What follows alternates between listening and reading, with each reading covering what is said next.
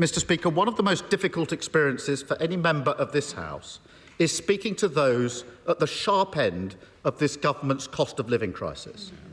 So nobody could fail to be moved by the plight of the member for Mid Norfolk. His mortgage has gone up £1,200 a month. He's been forced to quit his dream job to pay for it.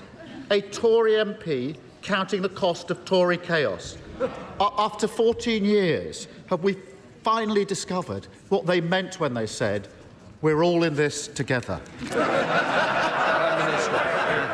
Well, Mr. Speaker, thanks to the mortgage charter that the Chancellor introduced last year, millions of mortgage holders across the country are benefiting from support with their mortgages, because it's important, rather than take the approach that the honourable gentleman just did, is actually focus on the practical support in place to help people who do need help. And someone on a typical mortgage is able to now save hundreds of pounds thanks to those reforms. And actually what we have recently seen is mortgage applications now at a multi-month high as a result of confidence returning. But if he really cared about helping people with the cost of living, Mr. Speaker, he would actually do more to celebrate and acknowledge the fact that thanks to our plan, millions of working people will now start to pay hundreds of pounds less in tax from this month's pay slips, Mr. Speaker. But we all know that's not a priority for him. He said he wanted to back people with the cost of living, but now he has described tax cuts, I read, as salting the earth.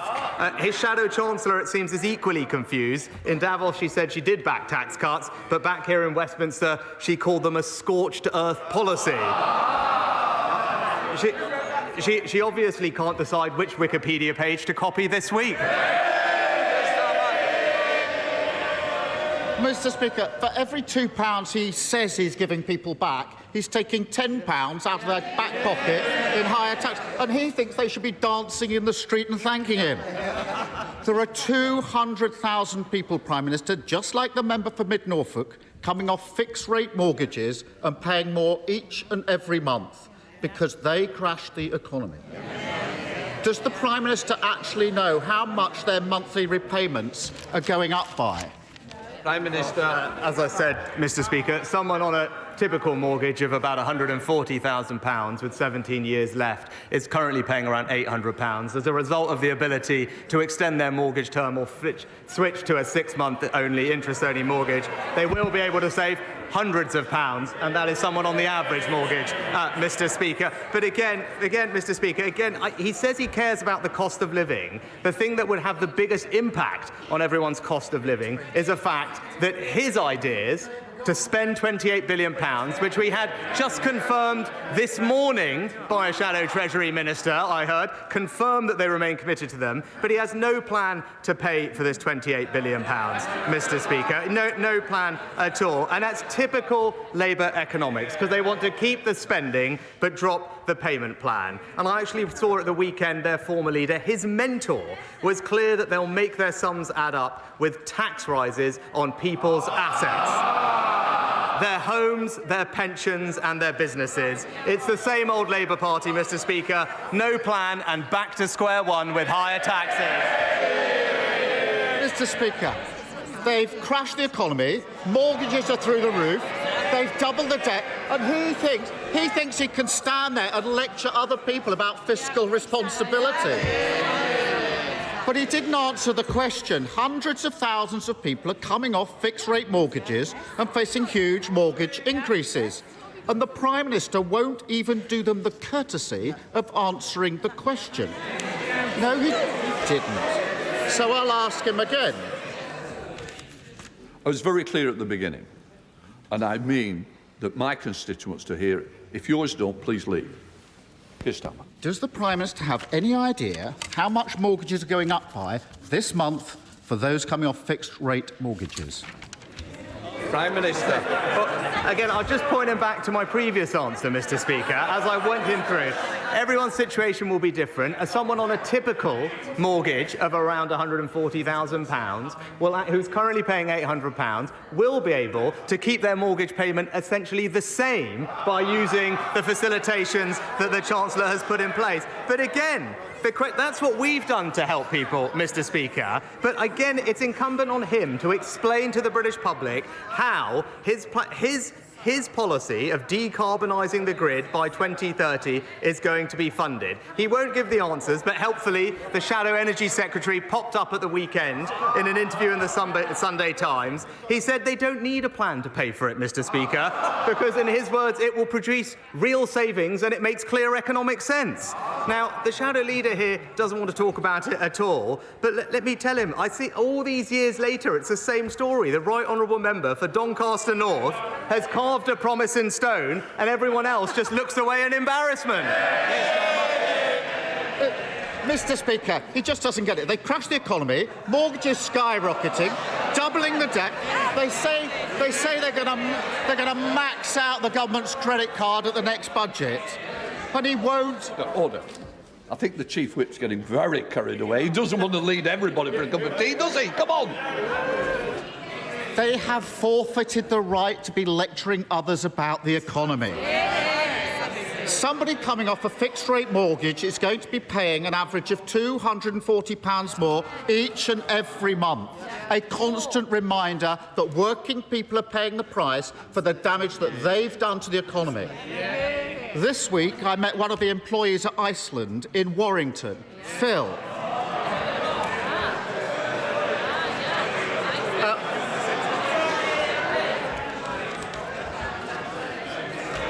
I'm sure Phil would be... Order.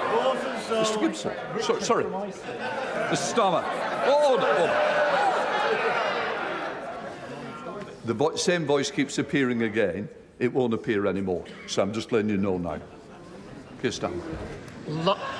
Laughing at an employee at Iceland who's struggling with his mortgage. Shame. He told me that his mortgage is going up by a staggering £1,000 a month, Prime Minister. He doesn't want other averages, other people, other stories. That's what's happening to him. If the member for Mid Norfolk on £120,000 can't afford this Tory government, how on earth can people like Phil? Well, actually, Mr. Speaker, thanks to the management of the economy, Phil and millions of people like him are now ensuring that inflation is less than half of the rate that it was when we were talking a year ago, putting more money in their pocket. And thanks to this government, Phil and millions of other workers, not just at Iceland, but across the country, are benefiting this month in their pay packet for a tax cut worth hundreds of pounds for someone on an average salary. But I hope he explained to Phil the cost of his policies. Did he explain to Phil how Phil is going to have to pay for his £28 billion green spending spree, how it's going to cost Phil in higher taxes, more coming out of his pay packet, and did he explain to Phil that he'd be better off sticking with our plan rather than going back to square one with him? I would invite the Prime Minister to get in touch with Phil and explain to him how paying £1,000 more on his mortgage is making him better off, because that's not how he feels. He's just so out of touch. It's unbelievable. Finding hundreds of pounds extra a month, that may not seem like a big deal to the Prime Minister. But let me tell him, most people don't have that sort of money knocking around. And if that wasn't bad enough, Mr. Speaker, this week, he told every council in the country to put their council tax up by the maximum of 5%. That's 26 tax rises now, Prime Minister. And he says everything's fine, people are better off. But when people see their mortgages going up, their council tax going up, food prices still going up, who does he expect them to believe? His boasts or their bank account? Minister.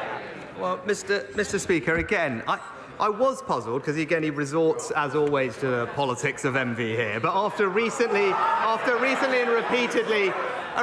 and repeatedly attacking not just me but the government for lifting the bonus cap, I was genuinely surprised to see that the Shadow Chancellor just today has announced that she now supports the government's policy on the bankers' bonus cap. I don't know if he mentioned that to Phil when he was having a chat with him, but I'm sure he can fill us in. But I can tell him that trust and economic credibility come from sticking to a plan, but it's becoming clear you cannot trust a word that he says. And again, when the Shadow Chancellor says or claims that they won't borrow much, they won't raise Phil's taxes, we now know that those promises simply, again, they just aren't worth the Wikipedia page they were copied from. Mr. Speaker, I actually didn't expect him to be laughing at Phil. I did not expect him to be laughing at Phil, not addressing. Hold on. Look, I made this statement very clear. I don't. Prime Minister, it's very serious that we make sure that people hear, both you and the Leader of the Opposition. It matters to the people who watch the proceedings of this chamber, and it's not good in the behaviour that seems to be carried out. Prime Minister. The Prime Minister just doesn't get how hard it is for millions of people across the country like Phil. That is the primary problem, struggling with their mortgages, their bills, the spiralling cost of living. And the Prime Minister's response is never to take responsibility, show contrition, or even any level of basic understanding. He's so detached, he thinks he can paint a world in which their problems simply don't exist. The problem is he can't even fool his own MPs, let alone anyone else. The member for Mid Norfolk says he's exhausted. He's looking forward to new opportunities outside of Parliament. Why doesn't the Prime Minister do him a favour, call an election, so he and the whole country can move on? Mr. Speaker, thank you, Mr. Speaker. But whether it's Phil, whether it's everyone else across the country, the plan that we're putting in place is working to help people, and we're making progress. Just this week, taking action to stop children from vaping. Just this week, ensuring that people can visit their pharmacies to get the healthcare they need, freeing up millions of GP appointments. And just this week, millions of working people starting to see hundreds of pounds of tax cuts delivered in their pay packet, Mr. Speaker. That is a plan that is working. All he's offering is £28 billion of tax rises. And that is the choice, Mr. Speaker. It's a brighter future with us, or back to square one with them.